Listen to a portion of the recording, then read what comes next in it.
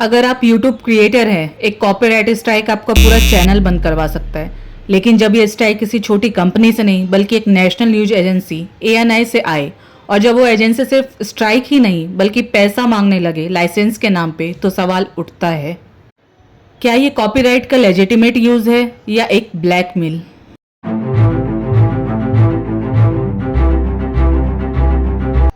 स्वागत है आपका द कोर्ट के कैप्सूल्स में, जहां आज हम एनालाइज करेंगे ANI क्या कह रहा है, यूट्यूबर्स किस मुद्दे पे लड़ रहे हैं, इंडियन कॉपीराइट लॉ क्या कहता है और इस सब का सॉल्यूशन क्या हो सकता है।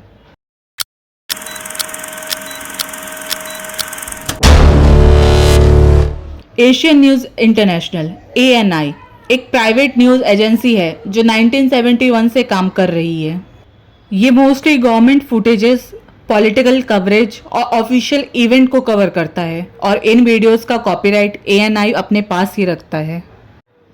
ANI का content national TV channels, global media houses और वेबसाइट्स को लाइसेंस करके दिया जाता है। ये एजेंसीज कई बार एक्सक्लूसिव एक्सेस पाता है PM स्पीचेस, कैबिनेट मीटिंग्स और इवन मिलिट्री इवेंट्स जैसे हाई प्रोफाइल क्लिप्स के लिए।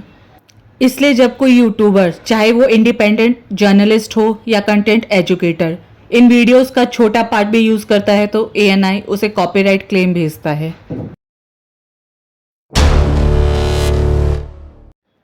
इंडियन कॉपीराइट एक्ट 1957 के मुताबिक क्रिएटर या कॉपीराइट होल्डर अपने कंटेंट पे एक्सक्लूसिव राइट्स रखता है रिप्रोडक्शन, डिस्ट्रीब्यूशन और पब्लिक परफॉर्मेंस पर।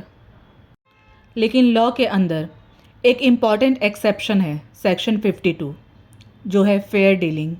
ये सेक्शन कहता है कि अगर कंटेंट का लिमिटेड यूज़ हो रहा है, जैसे कि रिव्यू के लिए, क्रिटिसिज्म के लिए, reporting of current events, education या रिसर्च, तो वो कॉपीराइट इन्फ्रिंजमेंट नहीं माना जाता। आइए एग्जाम्पल से समझते हैं। अगर एक यूट्यूबर प्राइम मिनिस्टर के स्पीच का 8 सेकंड क्लिप यूज़ करता है उसकी एनालिसिस या फैक्ट चेकिंग के लिए, तो लीगली वो फेयर यूज़ हो सकता है। पर प्रॉब्लम तब होती है जब क्लिप बिना कमेंट्री के है, फुल वीडियो रिपोस्ट किया गया है या वीडियो से कॉमर्शियल फ़ायदा हो रहा है। ANI कुछ मंथ से एक्टिवली यूट्यूबर्स को कॉपीराइट स्ट्राइक भेज रहा है।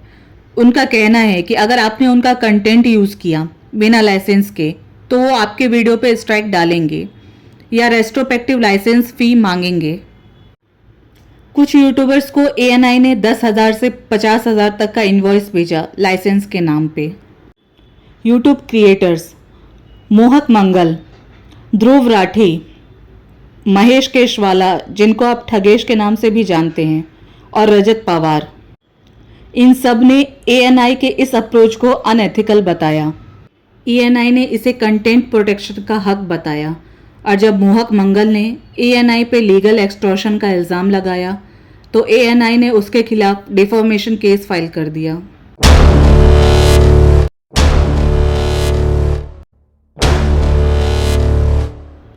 दिल्ली हाई कोर्ट ने ANI के फेवर में डिसीजन दिया और RSY को सारे वीडियोस डिलीट करने को कहा।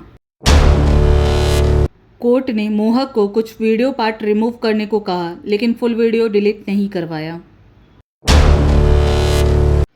कोर्ट्स ने कहा कि वीडियो क्लिप का यूज़ कमेंट्री के फॉर्म में हो तो वो फेयर यूज़ बन सकता है, लेकिन एक्सपर्ट्स ये भी कहते हैं कि कोर्ट फेयर यूज़ का स्कोप इंटरप्रेट करते हैं केस बाय केस बेसिस पे। इंटरनेशनली फेयर यूज़ का कंसेप्ट US लॉ में ज़्यादा स्ट्रॉन्ग है। US के इन केसेस में बोला गया मिनिमल क्लिप, ट्रांसफॉर्मेशन, कमेंट्री, मतलब फेयर यूज़।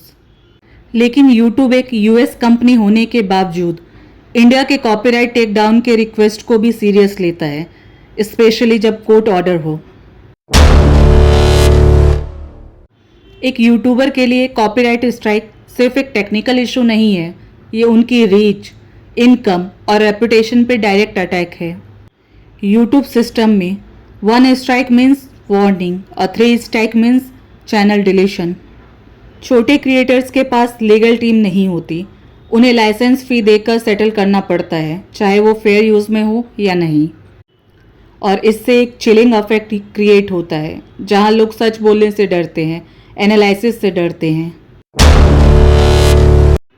सॉल्यूशन ये नहीं कि कॉपीराइट लॉ हटा दिया जाए, सॉल्यूशन ये है कि कंटेंट यूज़ करने के रूल्स क्लियरली समझाए जाए।